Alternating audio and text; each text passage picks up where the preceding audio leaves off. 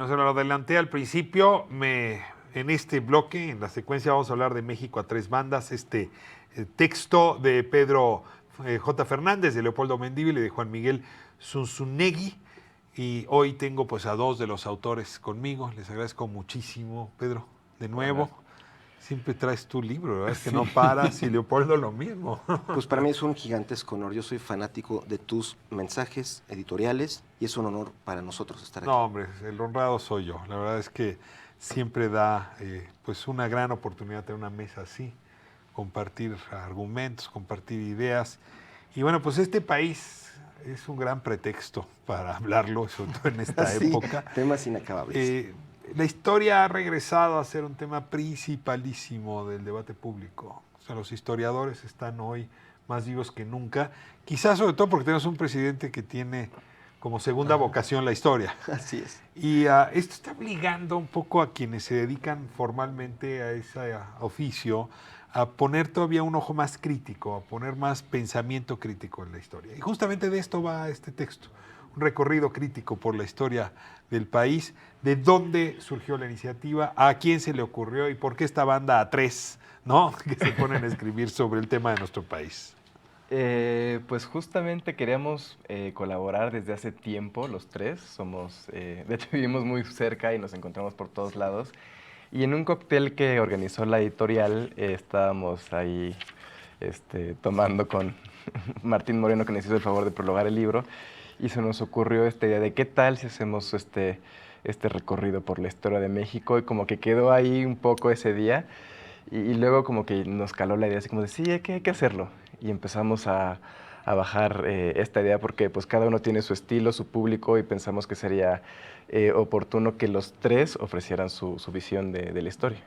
Ahora, traían ánimo de desmitificar, traían ánimo de arrojar luz sobre ciertos episodios, traían ánimo de arrojar luz sobre ciertos personajes. ¿Qué es lo que más les movió en esa primera conversación, Leopoldo? Yo creo que tenemos en común que creemos que la historia de México, en gran parte, la que conoce la población en general, es una historia de cuento de hadas más manoseada de lo que uno se puede imaginar y donde hay cosas que son críticas cruciales para explicar por qué pasó que nos convertimos en lo que hoy somos, que no están en la historia que conoce la gente. Entonces, mucho de la investigación que hemos hecho es para que eso se sepa.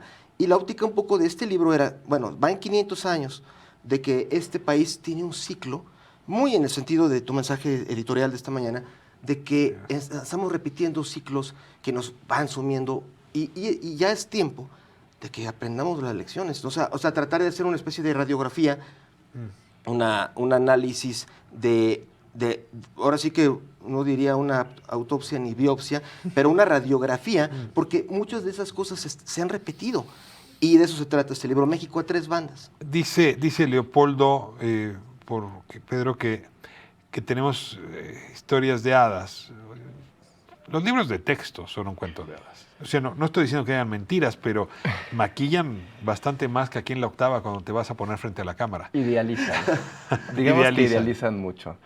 Y yo creo que lo importante aquí es que cada uno ofrece esa visión. Por ejemplo, yo hablo mucho de los personajes, entonces entender a los personajes clave de estos procesos históricos. Polo habla de estas causas internacionales que al final nos afectan, que es importante verlas porque de repente cuando nos avientan esa historia en la escuela es así como de solamente vemos México y lo que está pasando en México y lo vemos hacia adentro y no nos entendemos dentro de un contexto internacional. Y Zunzunegui aporta estas causas nacionales que vamos arrastrando, estos pues, traumas que vamos arrastrando y que al final pues seguimos hoy tratando de averiguar qué es la conquista para nosotros cuando sucedió hace 500 años. Ahora vamos a darles una probadita a la audiencia a partir de sus textos. Abre, pues justamente arrojando luz crítica al mundo prehispánico, que sí lo tenemos idealizado. Déjame decirlo como yo mismo lo he pensado, a ver si no me equivoco. Esta visión europeizada del buen salvaje americano, ¿no? O sea, allá en América había gente buena, y luego pues llegó gente mala, ¿no? Y echó a perder. Y Y pues había seres humanos, ¿no? Sí. De todo, buenos, malos, sanos, enfermos, con buenos dientes, con malos dientes, pero hay una deshumanización del mundo prehispánico que infantiliza y que incluso es agresiva, injusta, indigna con aquellas poblaciones. Leopoldo. Sí, totalmente de acuerdo, porque el mexicano, hay una cosa que hemos platicado mucho, ¿cómo es posible que México esté anclado en el tema de la conquista? Siempre yo les comento, ¿no? Si le pregunto a un griego, háblame de la Grecia antigua, él no dice cuando nos conquistaron los romanos como si fuera el único tema de su historia del pasado. Ellos hablan de Sócrates, Aristóteles, de la guerra de Troya, de cómo se creó. Pero por alguna razón deformada, los mexicanos nos clavamos en eso, con la ayuda de muchos historiadores que ayudaron a forjarlo. Porque los conquistadores contaron la historia. Bueno, A ver, la visión del buen salvaje americano no la contó Nezahualcóyotl. La contaron los cronistas europeos, incluso los que no vinieron. Es verdad, y es que está polarizado, porque hoy en día lo vemos precisamente, como hay quienes son anti-españoles y otros anti-aztecas. ¿Qué pasa con eso? O sea, siendo que países como Inglaterra nos están contra, éramos celtas, nos invadieron los vikingos y los sajones. Ese conflicto es tan mexicano y quizás seamos uno de los mayores exponentes de eso, pero pues si queremos una fortaleza nacional, ese es un tema psicológico a resolver, ¿no? Bueno, yo que soy admirador de tus editoriales, me encanta tu opinión que has dado de esto en otras ocasiones. Este es un tema que ahora a los 500 años está permitiendo revisar, ¿no? Sí. Déjenme seguir esta lógica, ver a los personajes, ¿no? Y la verdad, el segundo texto, ¿no?, de Juan Miguel, es una súper provocación. ¿Quién es el padre de la patria? Todos gritamos, Miguel Hidalgo. Y aquí Juan Miguel dice, no, es Hernán Cortés. Y claro, en esta polarización de la que hablas es buenísimo. A ver, Pedro, háblame un poco del texto de Juan Miguel sobre Hernán Cortés. Justamente el texto pero además, lo rico de este libro es que a veces no están de acuerdo. Entonces, mientras Polo sostiene que México nace mucho más allá de 500 años, Zunzunegui dice que no, empieza diciendo México no existía hace 500 años. Entonces, es rico ese debate que se da. Y entonces, Zunzunegui empieza a plantear esta humanización de Cortés, este adolescente que sale de España, que vive la mayor parte de su vida fuera de España y que de repente llega ya a América pues con todas estas noticias que han estado llegando, no sé si como llegué y me encontré a unos indígenas aquí, sino que ya trae un poco esta ambición y al final cómo pues va implementando pues esta visión suya en México mientras está peleando con Carlos V por esta popularidad en la que rivalizaban. Entonces es interesante comparar a Hernán Cortés con Carlos V, que bueno, ya lo leerán. Hay que recordar que había zonas que el Imperio Azteca pues no tocaba. Sí. Y La en parte maya. efecto, pues quien lleva civilización a la zona caíta, ¿no?, a la zona, de incluso Baja California actualmente, pues sí es Cortés, el primero que finca, ¿no?, algo más que nomadismo como forma humana. Sí. Hay un tema que me interesa y me divierte mucho y que tú abordas, ¿de acuerdo?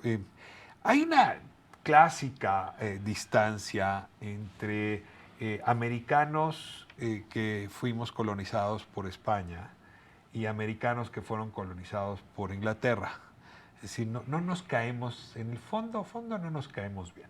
Así es. Pero en realidad es un pleito heredado. Sí. Porque los españoles y los ingleses se detestan. llevan cayendo gordos desde Sí, hace mucho tiempo. hasta ahorita. Es más, el pleito es de ellos, no nuestro. Sí. A ver, tú le dedicas a eso. La crisis en el Caribe, la crisis pirata, ¿no?, entre españoles e ingleses, que funda también nuestro pleito y nuestro origen. Pues sí, porque a la mera hora es un pleito casi de bloque pues cultural del mundo latino, que es generalmente católico o de hablas romances, ¿no? Y el mundo germánico, inglés, que son protestantes, y que vemos el mundo de una manera tan diferente, pero que justamente esa distancia, ese abismo, en realidad, a mí lo que se me hace sorprendente es que realmente hay un momento muy específico de la historia que involucra a dos personas que fueron la reina Isabel en lo personal, en su odio recalcitrante con Felipe II, el hijo de Carlos V, que acaba de mencionar Pedro, y cómo esta rivalidad se volvió tan horrible que ella, esta mujer Elizabeth, ella fue la que creó esta noción de superioridad británica y anglosajona, y que se dedicaron a devaluar a los españoles ya hasta el día de hoy, con la leyenda negra. La leyenda negra, pues seguramente el público dirá que es eso, una película, y no, pues es que realmente está comprobado que los ingleses crearon todo un sistema publicitario con la intención de devaluar la imagen que el mundo tiene de los españoles como pueblo, como personas y de la religión, y que son retrógradas, y eso nos incluye a todos los que somos sus hijitos, digamos, América Latina. Pedro, tú te metes con personajes todos provocadores, ¿no? Alteza Serenísima, ¿no? Te metes con Santana, ¿no? Te metes con Díaz, ¿no? Y fuerte, en fin. Un poco con esta cosa de, a ver, revisemos incluso a los malos de la historia, del cuento de hadas, ¿no? La bruja malvada, que no era tan malvada, o se puede explicar en su contexto. Sí, pero ¿Por qué esta provocación? Tú te ves de casa Zapata, estabas del lado de los buenos. Pero estos villanos son los que acaban haciendo más historia que los héroes. Ya. Porque al final... estos villanos empezaron siendo héroes, muchas veces participaron dentro de la política como Díaz o Santana, entonces también están tomando decisiones y son la causa de otras revoluciones. Entonces, entender, por ejemplo, el siglo XIX es entender a sus villanos, a Iturbide, a Santana, a Maximiliano, a Díaz. Y eso es lo rico, realmente adentrarnos y ver que a lo mejor eran más humanos de lo que pensábamos. México a 3 bandas, 3 plumas: Pedro Fernández, Leopoldo Mendívil, Juan Miguel Zunzunegui. Les agradezco tanto, de veras, la escritura de este libro, que lo hayan traído aquí y la posibilidad de la entrevista. Para nosotros es un honor enorme. Gracias, Polo. Y de veras que somos fans tuyos. Honradísimo. Aquí recuerdo El secreto de Maximiliano, que también es un texto que habías presentado aquí, justamente con Julio Hernández, previamente conmigo. Te agradezco mucho, Pedro. Me había tocado ver lo de Zapata. ¿Qué sigue? Vienen buenos. Pues escribí una novela romántica que sale en un par de meses, que se llama Querido Don Benito. No me digas. Sí. De la abnegada. De la abnegada que no era tan abnegada. Que no era tan abnegada, mira. Pero ya lo verán. Ya lo veremos, lo voy a hacer una bomba. Estoy muy al pendiente. Bueno, pues me voy a corte y de regreso seguiremos hablando de historia. La doctora Guadalupe Soto Estrada. Vamos a hablar de las pandemias del pasado. ¿Qué nos dicen al presente? ¿Qué le dicen al coronavirus? No se vaya. Último segmento de esta emisión, A Ras de Suelo.